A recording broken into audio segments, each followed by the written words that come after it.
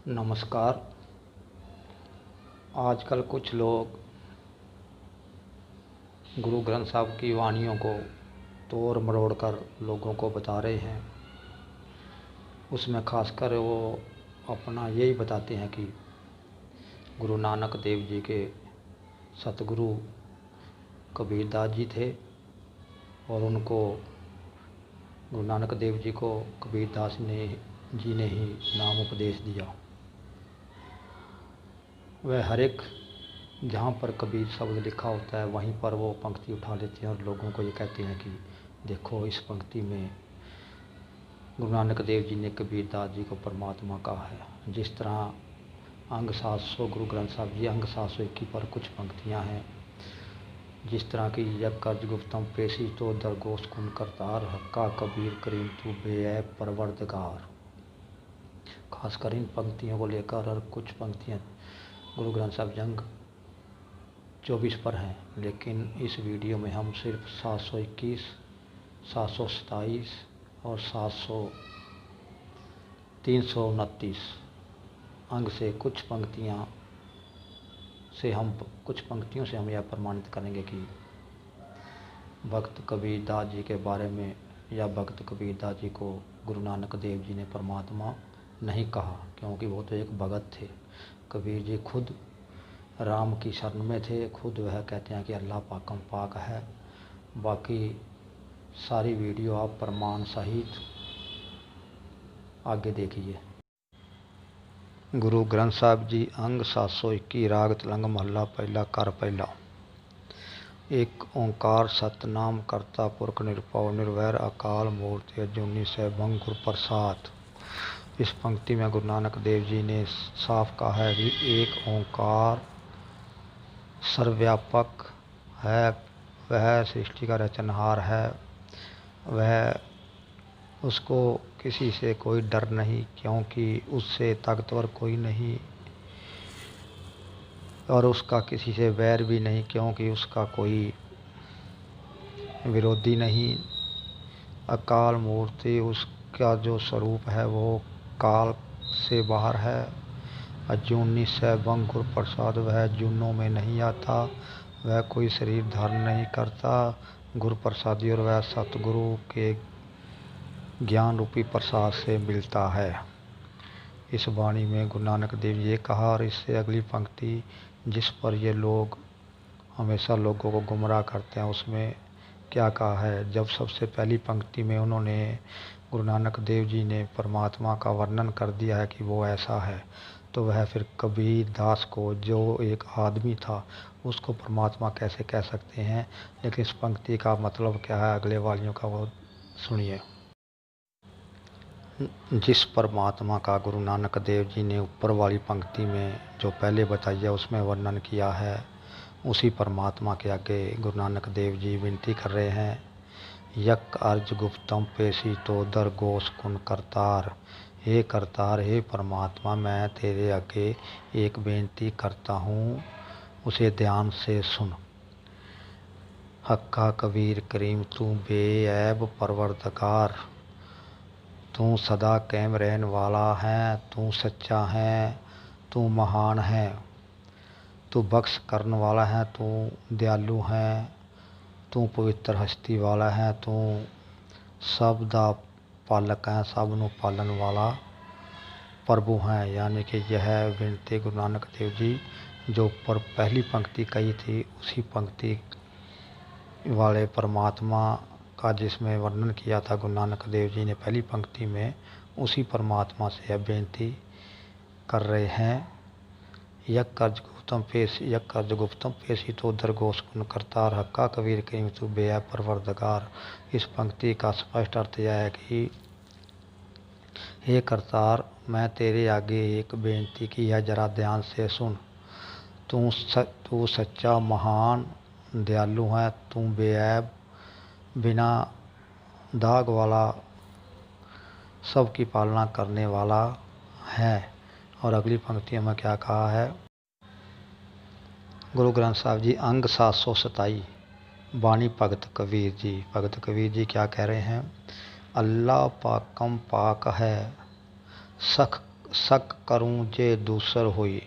भगत कबीर जी कह रहे हैं कि जो अल्लाह है, जो परमात्मा है, जो ईश्वर है, वह तो पाक है।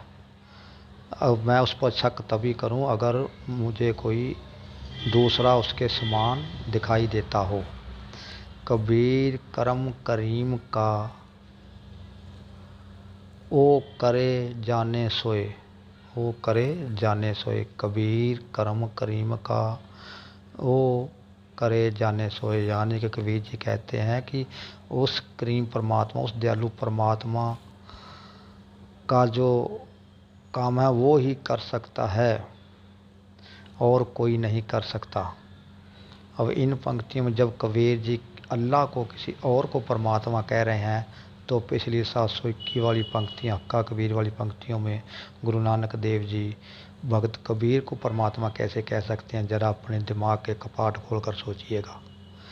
उस पिछले वाली 721 वाली वाणी में गुरु नानक देव जी ने उस परमात्मा के आके विनती की है। अरबी भाषा की वो पंक्तियाँ हैं, अरबी भाषा में कही गई हैं। वह अरबी भाषा में उस परमात्मा के आके विनती करी है जिसके उन्होंने पहली पंक्ति में विवरण किया था, लेकिन भक्त कबीर के बारे में उसमें कुछ नहीं कहा गया। अगर वो भक्त कबीर के बारे में कही गई होती तो फिर ये भक्त कबीर जी जो 727 अंग पर अपनी वाणी में कह रहे हैं कि अल्लाह पाकम पाक है, शक करूं जे दूसर होए, कबीर करम करीम का वो करे जाने सो। यानी कि कबीर जी कहते हैं अल्लाह तो पाक है, उसके समान कोई दूसरा नहीं है। जो कबीर कर्म यानी कि जो महान कर्म दयालु परमात्मा कर सकता है वो और कोई नहीं कर सकता। या कबीर जी किसी और को परमात्मा कह रहे हैं, तो बताइए फिर गुरु नानक देव जी कबीर जी को परमात्मा परवरदिगार कैसे कह सकते हैं। अब आगे भी और वाणी देखिए।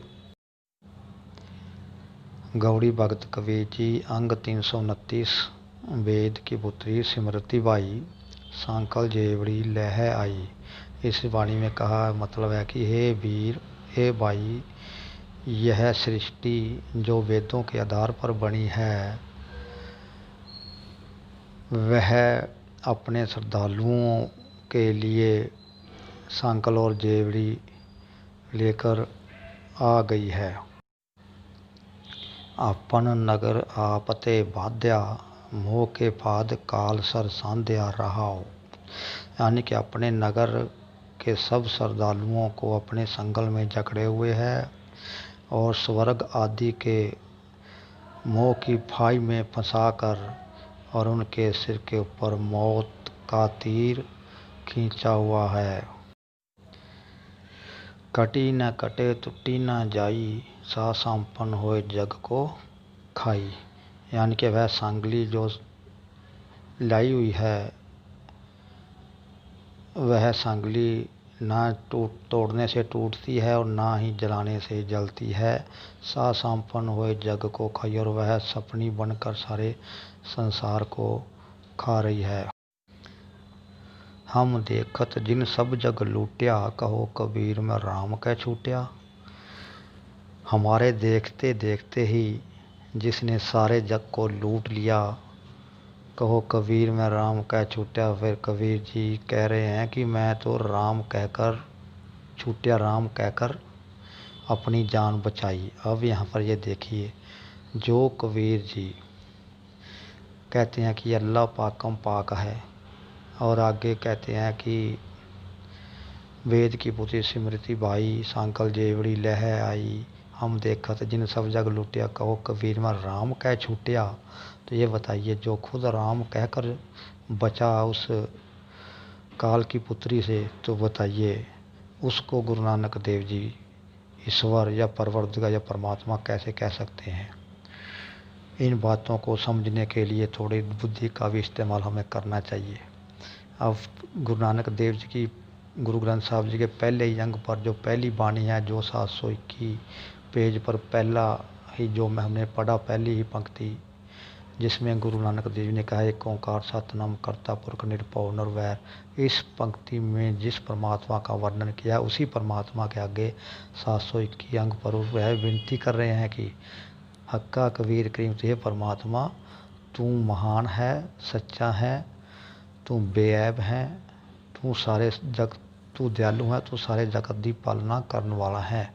इसमें कबीर का अर्थ महान है। महान है क्योंकि अरबी भाषा का अर्थ शब्द है, अरबी भाषा में महान होता है कबीर का अर्थ।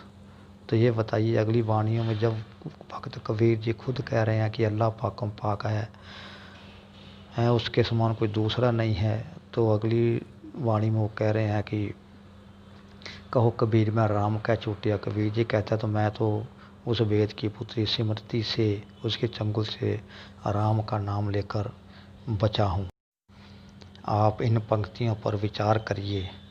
यह विचार करिए कि क्या वाकई गुरु नानक देव जी भक्त कबीर जी को परवरदिगार या ईश्वर या सृष्टि का रचयिता कह सकते हैं? बिल्कुल नहीं, यह सब गलतफहमी है।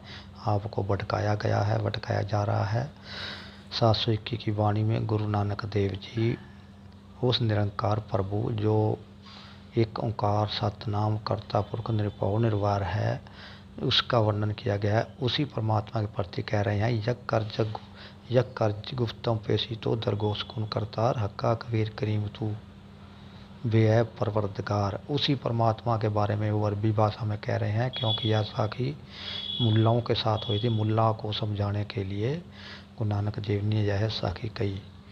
इसमें भक्त कबीर जी को परमात्मा नहीं कहा। आप इसको ध्यान से पढ़ें और समझें। नमस्कार।